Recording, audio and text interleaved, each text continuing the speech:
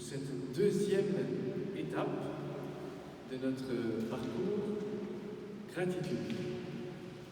Alors, je vous propose de commencer par un petit exercice pratique, parce que je vous vois déjà tous comme des bons élèves, avec vos carnets. Tout le monde a un carnet, tout le monde a pu recevoir un livret, même ceux qui n'en avaient pas.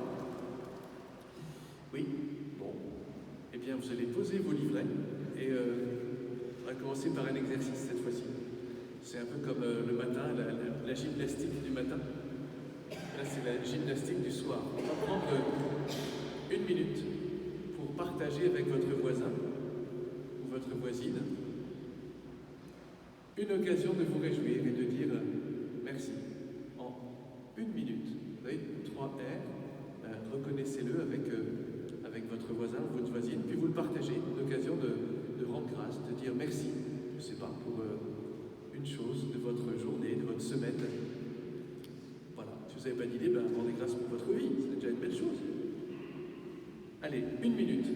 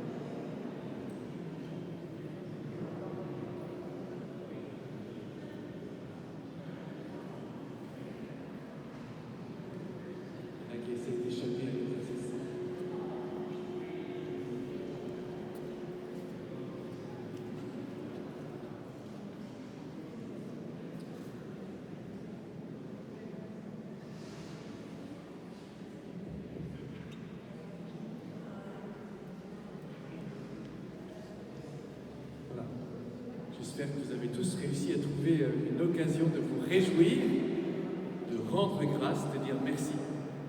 Alors pour ceux qui peut-être n'avaient pas pu être là la dernière fois, la première étape c'était l'occasion d'essayer de voir, d'énumérer tous les bienfaits, les bonnes choses qu'apporte la gratitude. Et on avait dit que c'était un peu comparable à une sorte de feu d'artifice. Il y en avait dans tous les sens.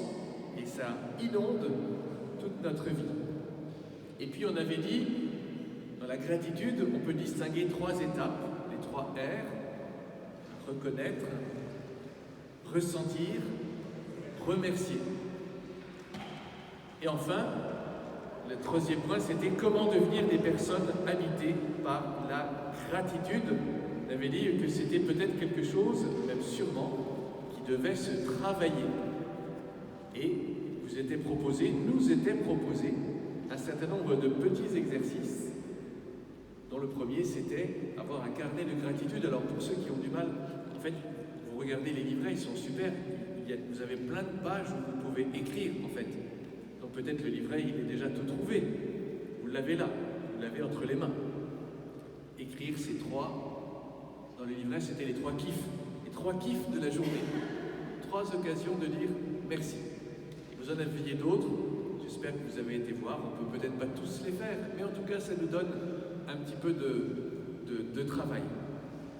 La 2e étape, c'est aujourd'hui, c'est comment cultiver la vertu de gratitude. On avait déjà un petit peu parlé, utilisé ce mot de vertu. Ce n'est pas une qualification du degré de moralité d'une personne vertueuse.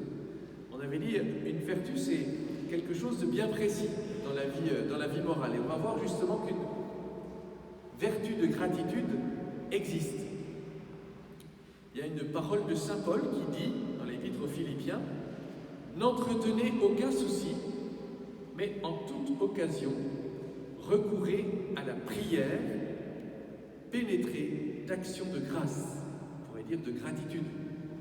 Alors, l'objectif du parcours, c'est pas une sorte de parcours de développement personnel pour positiver. C'est pas ça. C'est un parcours chrétien. Donc, dans gratitude, il faut entendre derrière une attitude qui caractérise toute la vie chrétienne. C'est pas simplement, j'aimerais bien ressentir un petit peu de ce sentiment là qui a l'air sympathique que vous nous avez décrit, et donc j'aimerais bien le ressentir quand il y a des choses positives. Donc c'est pas seulement, pas uniquement, pas directement, un parcours pour positiver. On veut développer, on veut travailler en nous cette attitude pour qu'elle devienne, et j'insiste, une vertu.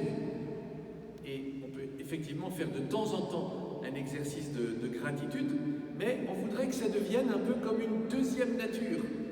On voudrait que ça devienne un peu le paysage de toute notre vie, que toute notre vie devienne imprégnée, marquée par la gratitude. On pourrait dire que vivre dans la gratitude, ça signifierait trois choses. Une nouvelle manière de regarder les choses. Ça ne va pas forcément changer les événements de notre vie, mais ça va changer la manière avec laquelle on veut désormais les regarder. C'est important, hein, si vous regardez dans le miroir le matin, vous n'allez pas changer de tête. Vous garderez la même tête, je suis désolé de vous le dire. Mais par contre, vous vous direz peut-être plus « Mon Dieu, mais quel tronche j'ai aujourd'hui, mais c'est abominable, c'est terrible, c'est... » Non, vous direz « Ben voilà, quelle merveille je suis !» Vous vous regarderez dans le miroir et dites « Waouh, incroyable !» Vous savez, comme Adam qui regarde Ève dans le paradis pour la première fois. « Waouh !» Voilà, j'aimerais bien qu'il y ait le matin, hein, votre premier cri, ça soit un cri de joie, de gratitude pour votre vie, pour votre famille, pour votre travail, enfin, bref, hein, le matin, commencez, c'était d'ailleurs un exercice qui était proposé, commencez avec la gratitude. Peu importe ce qui va arriver dans la journée, ça sera peut-être facile, ça sera peut-être difficile, je voudrais dans cette journée garder la paix parce que j'ai la conviction que tout ce qui va m'arriver ou qui m'arrive n'est pas une tuile. Hein, les gens ils font le hashtag JDM. Je ne vous dis pas ce que ça veut dire, parce que vous savez peut-être. Si vous ne savez pas, vous demanderez aux autres. Ou J. Il peut y avoir J, vie de merde. Voilà, bref. Et donc JDM, c'est journée de merde. Et bien vous ne direz plus JDM, vous direz une journée qui a été un cadeau de Dieu. Et peut-être même, et on va voir, peut-être même on pourra le dire, en tout cas on s'entraînera, à propos d'une difficulté, d'une épreuve. Ce n'est pas spontanément la gratitude qui vient, évidemment, on n'est pas masochiste, hein, on n'est pas il m'arrive une tuile, encore Seigneur, on n'est pas tous, je ne veux pas offenser les parachutistes, mais il y a une prière des parachutistes qui dit Seigneur, donne-moi le combat, donne-moi ce qui fait souffrir, donne-moi ce qui est dur, donne-moi. Non, on n'est pas des masos, on n'est pas des parachutistes. On ne dit pas spontanément donne-moi tout ce que tous les autres ne veulent pas. D'accord, mais j'aime bien les parachutistes. Alors, on a bien compris aussi que vivre dans la gratitude, c'est pas une vie où il n'y aura plus d'épreuves. Ça ne dépend pas de nous. Mais c'est plutôt, un peu comme tout à l'heure, un nouveau regard sur notre vie, une nouvelle manière d'affronter, de cheminer à travers les épreuves. Arriver à voir, même dans ces moments difficiles, eh bien, le chemin que Dieu veut faire avec moi. Discerner, reconnaître qu'il me guide, même dans ces moments difficiles. Et enfin, vivre dans la gratitude, ça pourra aussi signifier qu'on veut recevoir toute chose comme un cadeau, comme un don. Il y a une petite sainte que vous connaissez certainement, que vous aimez, Sainte Thérèse de l'Enfant Jésus. On a beaucoup utilisé sa phrase qu'elle aimait bien, c'est vrai, tout est grâce. Mais on pourrait dire, ça veut dire quoi tout est grâce? Tout est don, tout est cadeau. Tout est grâce, c'est ça, c'est pas seulement une phrase mystique, tout m'a été donné par Dieu. Je le reçois comme un cadeau de Dieu. Et effectivement, pour commencer, il est préférable de remercier pour ce qu'il y a de beau, de bon, d'agréable, puis ensuite on verra aussi comment on peut affronter les difficultés. Voilà, en tout cas, recevoir toutes les choses de notre vie et donc de notre journée comme un cadeau de Dieu. Pourquoi c'est important? Parce que ça nous évitera, vous savez, les montagnes russes. Un jour génial, un jour c'est la catastrophe. Un jour super, un jour c'est abominable. Et à la fin, ça donne le mal de mer. Moi qui ai le mal de mer, je peux vous dire que c'est pas très agréable. Donc on ne peut pas vivre sans cesse les montagnes russes. Être dans l'exultation, j'allais dire même quelquefois l'excitation, quand les choses vont bien, et puis le lendemain, dans la dépression la plus profonde, eh bien on va essayer de demander au Seigneur, et c'est justement le but de ce parcours, de plus vivre ces montagnes russes. Génial, ou bien c'est la loose, c'est abominable, je lâche tout, j'arrête tout, j'en peux plus, voilà. Donc la vertu de gratitude ne va pas supprimer les coups de déprime, mais peut-être qu'ils seront un peu moins longs, peut-être qu'ils seront moins profonds, ils nous abattront moins que ça ne le fait quelquefois. Alors, on va voir aujourd'hui 4 niveaux, 4 stades, on pourrait dire, de la gratitude. C'est important pour nous de voir qu'il y a un cheminement, que tout ne se fait pas du jour au lendemain, c'est normal. Ça ne doit pas nous décourager. Si la première semaine, vous vous êtes dit, moi j'ai réussi à faire un jour avec 3 merci, puis tout le reste, j'ai plus fait. Moi, je suis un peu comme ça. Vous le direz à personne.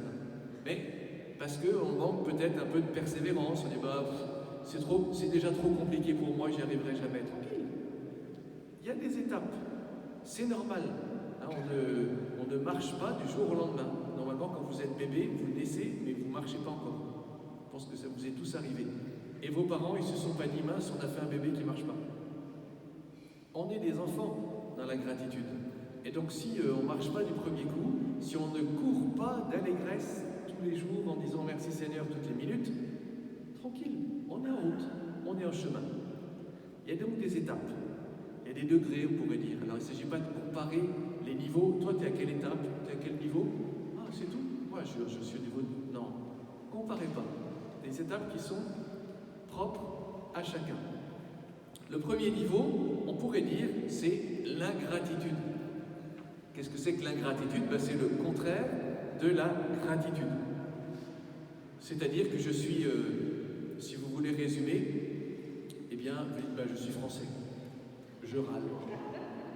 Je râle. Les choses ne vont pas bien. Vous vous rendez compte? Ça ne va pas bien, ça ne marche pas. Il y a un tas de trucs qui ne vont pas. Et c'est vrai que spontanément, on a l'impression que les choses ne vont pas. Mais en tout cas, ce sont celles qui nous attirent spontanément. On voit tout de suite le truc qui ne va pas. Tous les bricoleurs savent ça. Ils bricolent, puis quand ils montrent le truc terminé, tiens, il y a un truc qui ne va pas là. Quoi? J'ai passé toute la journée et tu regardes juste le truc qui ne va pas. Tu pourrais me dire, waouh, super, génial, incroyable. Non, tu vois tout de suite le truc qui ne va pas. Les Français, on est un peu comme ça. Peut-être pour la gratitude, on part avec un petit handicap. Les Américains, c'est un peu le contraire. C'est wow, amazing, great. Enfin, c'est l'inverse, quoi. Tout est extraordinaire, super, chouette. On a l'impression qu'ils ne vivent pas tout à fait dans le même monde que nous. Mais ça nous fait du bien, quelquefois. Donc, premier niveau, c'est l'ingratitude. Et puis, non seulement on se plaint, on râle, mais on se justifie. Et si c'est comme ça, c'est pas de ma faute. J'ai pas de chance. J'y peux rien. Et puis d'abord, ça ne changera jamais. Je suis enfermé peut-être dans ce cercle vicieux. Voilà, ça c'est le premier niveau. Peut-être même, j'ai tendance à me victimiser. Le niveau 2, peut-être, de temps en temps, je ressens des moments de gratitude. Il ne faut pas avoir peur de cette émotion, on a dit, il faut se donner le droit, la dernière fois, d'être dans la gratitude. Ce n'est pas mauvais ce que l'on ressent, il ne faut pas uniquement se méfier de ces émotions. Donc de temps en temps, effectivement, il y a des événements positifs. Je les reconnais. Ça peut être des choses très fugitives, ça peut être, un coucher de soleil, ça peut être une rencontre, une visite qu'on n'attendait pas, voilà. Eh bien, déjà, je ressens de temps en temps des petits mouvements de gratitude. C'est pas mal déjà. on voit bien que je ne suis pas uniquement dans la plainte. Hein, il y a des gens, on a l'impression, ils se promènent avec le petit nuage au-dessus de la tête. Quand on leur dit bonjour, on n'a pas envie de leur dire comment ça va, mais bonjour, comment ça va pas? Vous voyez? Vraiment. Mais la deuxième étape, c'est effectivement, je suis capable de voir qu'il y a des belles choses et d'en rendre grâce. J'ai commencé peut-être à ressentir un peu de gratitude. La troisième étape, le troisième niveau, comme vous voulez, c'est j'ai compris que la gratitude, c'est pas seulement attendre qu'il y ait un événement positif dans ma vie, mais que peut-être on pouvait la travailler, que c'était une attitude sur laquelle il fallait s'exercer. Donc, ok, j'ai compris, il faut peut-être travailler à exercer la gratitude, là, pour qu'on acquiert un jour la vertu de gratitude. Donc, je ne le fais plus une fois de temps en temps, mais je le fais volontairement. C'est pour ça qu'on a des exercices. Je pose un acte de gratitude. C'est pas celui qui arrive par hasard parce que tout d'un coup je vois un truc chouette. C'est celui que je vais poser volontairement, consciemment. Et donc, petit à petit, la gratitude vient dans ma vie. À l'intérieur de cette troisième étape, on pourrait dire qu'il y a un deuxième pas, c'est j'essaye de vivre la gratitude dans les moments beaux, agréables, magnifiques, lumineux, mais j'essaye aussi peut-être de la vivre, de l'exercer dans les difficultés. Et effectivement, ça commence là, on a compris un peu quelque chose, que s'il fallait attendre uniquement des choses belles dans notre vie, on sait qu'il y a aussi des difficultés, et c'est pas pour ça qu'il faut lâcher la gratitude. Donc, j'apprends à la vivre d'abord dans les petites contrariétés, puis après, un peu comme vous allez dans la salle, je parle en théorie parce que j'y vais pas, mais d'abord il y a des petits trucs là, puis ensuite on en prend un peu plus gros, là, puis ensuite un peu plus gros, là, puis après on soulève des trucs, on devient des gros balaises. C'est un peu pareil pour la vertu de gratitude. On commence par des petites choses, et puis après on s'exerce avec des choses un peu plus difficiles. Et puis petit à petit en moi se forme un peu comme une habitude. Elle n'est pas encore enracinée, elle n'est pas encore complètement spontanée, c'est pas encore si facile que ça, mais on sent bien qu'elle s'installe. Et enfin, le quatrième niveau, c'est la vertu de gratitude qui s'installe dans ma vie. Donc plus simplement une habitude, mais dans le jargon de la théologie morale, on dit un habitus, c'est-à-dire une attitude intérieure du cœur qui fait que je fais les choses de manière spontanée, plus facilement, je les fais aussi plus durablement.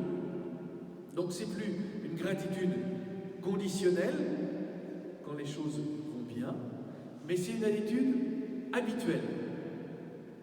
Je rends grâce pour les événements de ma vie, qu'ils soient heureux, qu'ils soient un petit peu plus difficiles. Peut-être du coup les gens disent « Ah mais toi t'as de la chance, t'as un caractère enjoué ». Ça devient tellement une deuxième nature que les gens disent « Bah toi t'as de la chance parce que tu positives ». Mais en fait ce que les gens ne savent pas, c'est que c'est pas positiver, c'est que j'ai appris à dire merci, que j'ai appris petit à petit à rendre grâce. On sait bien que ce n'est pas spontané de dire merci. D'ailleurs quand on est petit on nous le dit souvent, non, il manque quelque chose. Ça s'apprend, la gratitude. Et effectivement, à ce moment-là, ça devient un petit peu plus facile. Il y a besoin de moins d'efforts, parce qu'une fois que vous êtes entraîné, là aussi, je ne fais pas beaucoup de sport, mais je sais que quand on est entraîné, on peut faire un marathon de manière plus facile. Mais si vous faites un marathon, sauf ceux qui s'entraînent très, très régulièrement, vous aurez le lendemain des courbatures dans tous les sens et vous n'arriverez plus à avancer. Mais si vous êtes entraîné pendant 6 mois ou 1 an, le lendemain, petite remise en forme, mais c'est bon. Mais pour la gratitude, c'est un petit peu pareil. Encore une fois, ça ne veut pas dire qu'il n'y aura pas d'épreuves dans notre vie, mais ça veut dire que j'aurai acquis une capacité à revenir dans la gratitude, même lorsque la difficulté se présente. Alors, ce sera évidemment un petit exercice à faire. Ensuite, à voir à quel niveau de gratitude je suis? Où est-ce que je me situe dans ce cheminement? C'est important, non pas pour se comparer les uns les autres, mais pour nous dire, bah tiens, j'ai un progrès à faire. On est dans un cheminement, dans un mouvement. On sait que on va avancer. Et du coup, ça nous stimule. Il n'y a pas de raison que dans notre vie chrétienne, il n'y ait pas des étapes et que ces étapes, on ne puisse pas les nommer. Quand on est, je ne sais pas, dans n'importe quelle organisation, on sait bien qu'il y a une progression possible. Quand on est chez les scouts, on grandit, on franchit les étapes. Quand on est chez les francs-maçons, on franchit les étapes. On est apprenti, compagnon, maître, grand maître. Bon, et tout n'est pas mauvais dans le fait d'avoir une progression. Dans la gratitude aussi. Si on prend les appellations maçonniques, on peut être apprenti dans la gratitude, compagnon. J'aimerais bien qu'on devienne des grands maîtres dans la gratitude. Et le maître, en fait, il n'y en a qu'un, c'est Jésus-Christ. Et si tu deviens grand maître dans la gratitude, c'est que tu cultives la ressemblance avec Jésus-Christ. Bon, je ne sais pas si la comparaison est très bonne, mais au moins vous la retiendrez. Alors, je vais vous proposer 3 manières de vivre la gratitude. 3 attitudes pour devenir des grands maîtres dans la gratitude. Alors ce sont des petits exercices que nous aurons tout simplement à faire. Alors dans le petit livret il y a 4 et on pourrait dire de la même manière qu'il y a les 3 R, il y a les 4 C. 3 attitudes ou 4 attitudes simples qu'on pourrait peut-être adopter pour essayer de vivre cette gratitude, pas uniquement dans les bonnes choses, mais aussi dans les contrariétés. On a compris qu'il fallait s'exercer, donc c'est à ça qu'on va s'attacher maintenant. Alors, première chose, on pourrait dire c'est un détail, en fait ça ne l'est pas. C'est changer de vocabulaire dans les petites contrariétés. Le premier c'est intéressant. C'est une expression qu'on vous propose. Changer de vocabulaire, lorsqu'il arrive une chose un peu contrariante, difficile, en fait, qu'est-ce que je dis? La dernière fois, j'avais pris un peu l'exemple, quand vous êtes au volant, qu'est-ce qui sort en premier? Voilà. Alors, pas de problème, on est en Provence, si c'est putain, c'est pas grave, c'est la ponctuation, putain. Voilà. Mais bref, quand il nous arrive une difficulté, quelle est la première chose qui va sortir? Justement, changer ne serait-ce que le vocabulaire, en fait, ça nous aide. Il m'arrive une difficulté, ma voiture ne démarre plus. Et c'est intéressant. Ce moteur qui ne marche pas, c'est une chose vraiment intéressante. Et puis, les embouteillages, il y en a plein en ce moment. C'est incroyable, cette file de voitures, c'est une chose intéressante. Vous voyez, peut-être confronté à la contrariété, plutôt que de m'énerver, ça ne va pas raccourcir l'attente dans le bouchon. Mais, intéressant ce bouchon. Je m'entraîne à changer de vocabulaire. Pourquoi? Parce que les mots que l'on prononce, petit à petit, ils vont aussi influencer l'attitude intérieure. Parce que le mot que vous allez prononcer quand il y a une contrariété, le bouchon par exemple, ça va alimenter votre sentiment intérieur d'énervement, puis de colère, puis bref, ça ne va pas arranger les choses. Mais peut-être en commençant, c'est qu'un commencement, à changer de vocabulaire, voilà. C'est incroyable, c'est intéressant, c'est la faculté que cette personne a de me mettre en colère. Voilà. Chacun trouvera les situations justement dans lesquelles il doit faire un effort.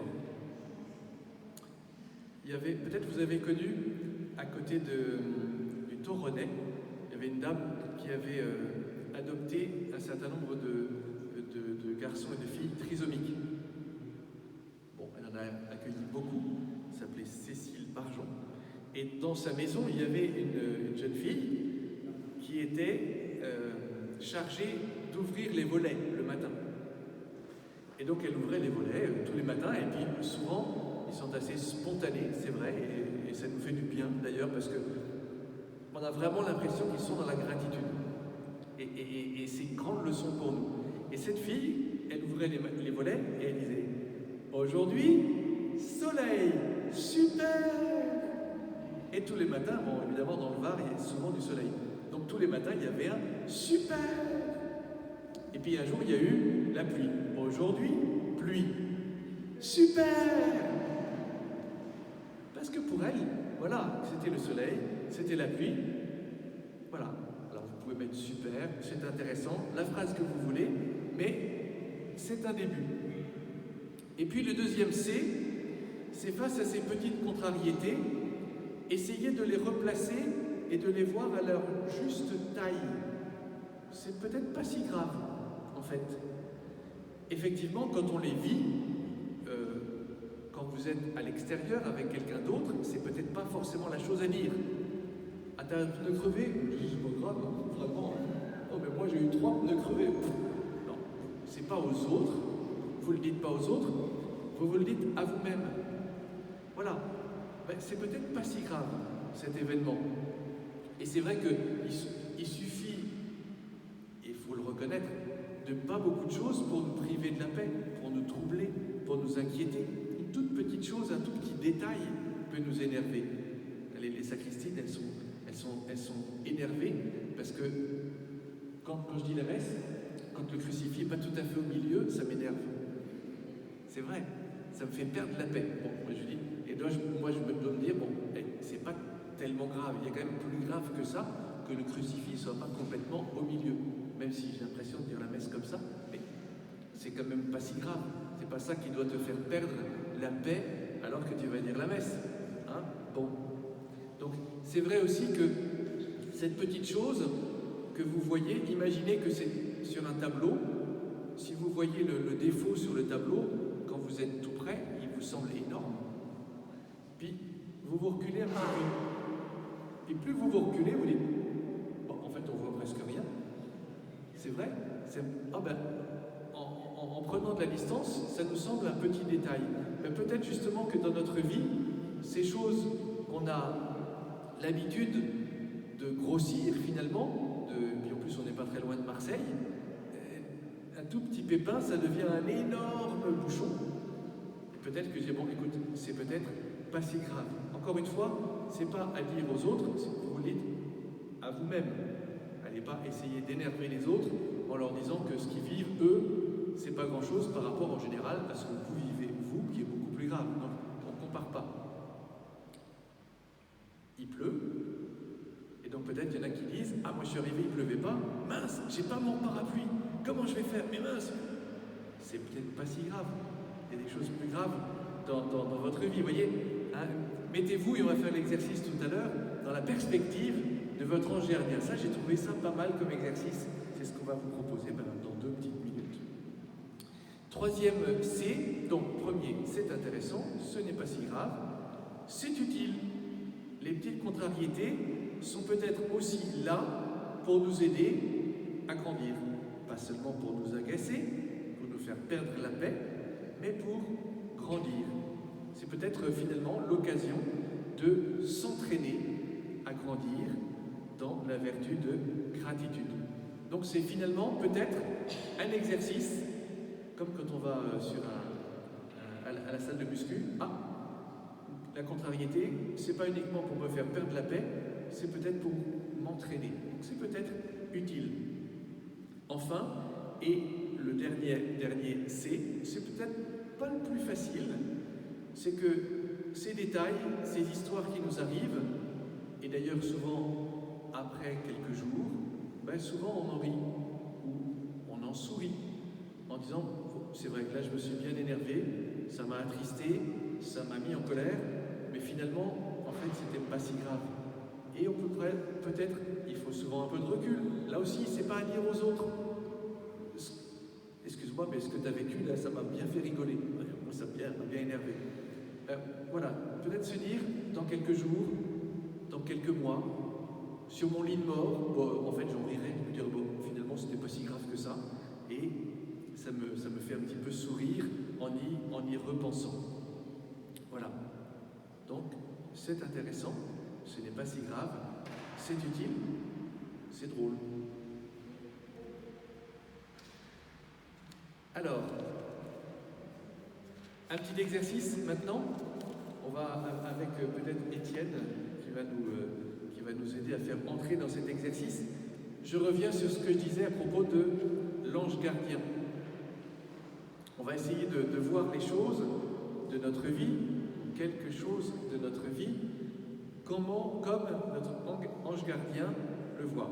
Vous savez qu'on a tous un ange gardien, je vous apprends rien, il nous accompagne, il nous connaît, il veille sur nous, il est là tout le temps, il voit les petites choses, les mauvaises choses, il voit nos réactions, notre caractère, bon, mauvais. Donc, là, dans cet exercice, on va se mettre dans la peau de notre ange gardien. Ça va? Vous entendez bien avec votre ange gardien? Alors, on va essayer de voir les choses comme lui les voit.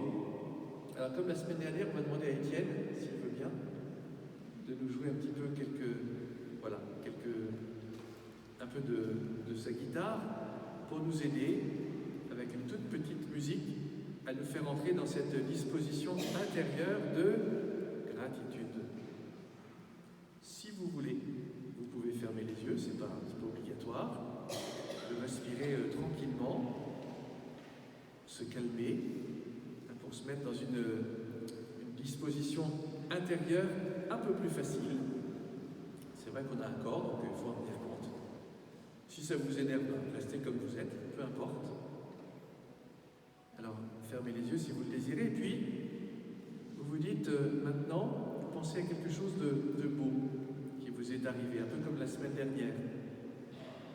Quelque chose qui vous a mis dans la gratitude. Voilà, et puis vous dites, super, voilà, j'ai de la gratitude, je remercie pour telle ou telle chose, pour telle ou telle personne, pour tel ou tel événement. Voilà, laissons là ce sentiment de gratitude nous habiter. Et puis ensuite, vous imaginez que vous êtes votre ange gardien. Alors vous êtes dans cette église, vous voyez votre protégé, je ne sais pas comment il faut dire, puis vous vous élevez avec lui, vous voyez les choses un peu plus haut, au-dessus de la ville de la Garde, au-dessus du rocher, puis un peu plus haut encore. Et tiens, dans cette église, ils sont réunis là, ils écoutent un topo sur la gratitude. Et puis, maintenant, vous regardez cette personne, c'est vous-même, cette personne. Vous regardez les problèmes d'aujourd'hui, les petites difficultés, ou plus graves d'ailleurs. Il y en a des petites, mais il y en a des plus grandes. Et vous dites, tiens, c'est intéressant. Mais vu d'ici, elles ne sont pas si graves que ça, en fait. Moi, je sais pas, si je suis l'ange gardien de Louis-Marie, je vois, voilà, il y a cette rencontre de catéchisme. Est-ce que les enfants vont être là? Et puis, ils font les ouaves, et puis on fait. Et puis, en fait, ils ne réagissent pas tout à fait comme on l'avait prévu, mais c'est énervant tout ça. Et puis, après, il faut se déplacer, il faut faire autre chose, il faut être en même temps de l'autre côté de Toulon. C'est pas si grave que tout ça, on est arrivé à la fin de la journée, finalement. Donc, je regarde Louis-Marie qui s'est un peu énervé pour tout ça. Finalement, ce qui lui est arrivé, c'est pas si grave. Vous voyez, pour les difficultés d'aujourd'hui, de cette journée, l'ange gardien, il les voit, il les connaît. Et donc, l'ange gardien, il voit ces difficultés, nommez-les. Tiens, mon protégé, il est inquiet pour telle chose. Il est inquiet pour ça. Et là, il a perdu la paix pour telle ou telle chose. Et ces choses-là, vous voyez, on les voit toujours du point de vue de notre ange gardien, du point de vue de toute l'histoire de l'humanité. Lui, il voit mieux que nous vers où Dieu veut nous conduire. Nous, on n'a pas tout à fait vu, peut-être, à travers ces choses, là où Dieu voulait nous envoyer. Puisque nous sommes l'ange gardien, envoyez la paix à votre protégé, pour qu'il soit tranquille, pour lui dire, dites-lui que Dieu veille sur lui. Vous êtes l'ange gardien, et puis vous dites à votre protégé, Dieu veille sur toi. Dieu était là aujourd'hui. Il t'a accompagné, n'aie pas peur, ne t'inquiète pas. Peut-être cette chose-là qui t'a beaucoup inquiété, elle n'est pas si grave, elle est même peut-être utile pour toi. C'est intéressant. Peut-être un jour, il verra que c'était même amusant. Avec l'ange gardien, ou peut-être faire cette prière. Merci Seigneur pour ton amour, pour la vie que tu m'as donnée. Merci pour cette journée que tu m'as donné de vivre. Elle était unique. Elle ne reviendra plus. Merci pour ta bonté. Merci parce que je suis dans ta main. Tu m'as guidé aujourd'hui. Tu as été là. Je te remets mes soucis, mes inquiétudes, mes contrariétés. Et puis je te demande de me faire grandir dans la gratitude. De m'apprendre à ne pas m'inquiéter pour les choses qui n'en valent pas la peine. Pour des choses sur lesquelles je n'ai pas de prise. Seigneur, je te fais confiance. Viens ce soir me donner ta paix.